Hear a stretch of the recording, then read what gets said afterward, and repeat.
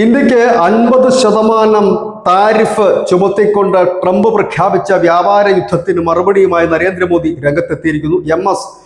സ്വാമിനാഥൻ ശതാബ്ദി അന്താരാഷ്ട്ര സമ്മേളനത്തിന്റെ ഭാഗമായി ഇന്ന് ആയിരുന്നു പ്രധാനമന്ത്രിയുടെ മറുപടി. അദ്ദേഹം പറഞ്ഞത് നമ്മുടെ കർഷകരുടെയും രാജ്യ താല്പര്യവുമാണ് വലുത്, അതുകൊണ്ട് ഒരു വിട്ടുവീഴ്ചയ്ക്കും ഈ രാജ്യം തയ്യാറാകുകയില്ല എന്ന് അദ്ദേഹം പറഞ്ഞു. കർഷകരുടെയും മത്സ്യത്തൊഴിലാളികളുടെയും ക്ഷീര കർഷകരുടെയും താല്പര്യം ബലി കഴിച്ചിട്ട് ഈ രാജ്യത്തിനൊന്നും നേടാനില്ല. ഇതിന് നാം വലിയ വില കൊടുക്കേണ്ടി വരും. ഞാനത് ഏറ്റെടുക്കാൻ, ആ റിസ്ക് ഏറ്റെടുക്കാൻ തയ്യാറാണ്. അതിന്റെ ചെലവ് താൻ വഹിക്കുമെന്ന് കൂടി പ്രധാനമന്ത്രി നരേന്ദ്രമോദി പറയുന്നു. ഒപ്പം തന്നെ ഓരോ പൗരന്മാരും അതിനുവേണ്ടി തയ്യാറെടുക്കണം. കാരണം പ്രത്യാഘാതങ്ങൾ നമുക്ക് നേരിടേണ്ടതായിട്ട് ഉണ്ട്. ആ പ്രത്യാഘാതങ്ങൾ നമ്മൾ നേരിടുക തന്നെ ചെയ്യും എന്നുകൂടി പ്രധാനമന്ത്രി നരേന്ദ്രമോദി പറയുമ്പോൾ ഒരു തരത്തിലും ട്രംപിന്റെ ഈ ഭീഷണിക്ക് വഴങ്ങില്ല ഇന്ത്യ എന്ന വ്യക്തമായ സൂചന കൃത്യമായി തന്നെ പ്രധാനമന്ത്രിയുടെ വാക്കുകളിലൂടെയാണ് ഇപ്പോൾ പുറത്ത് വന്നിരിക്കുന്നത്.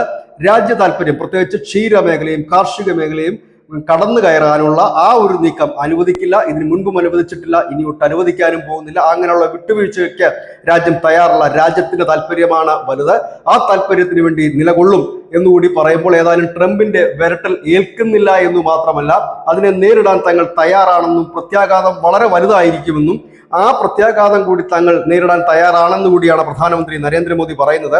നമ്മളതിന് വലിയ വില കൊടുക്കേണ്ടി വരും എന്ന് അദ്ദേഹം പറയുന്നുണ്ട്.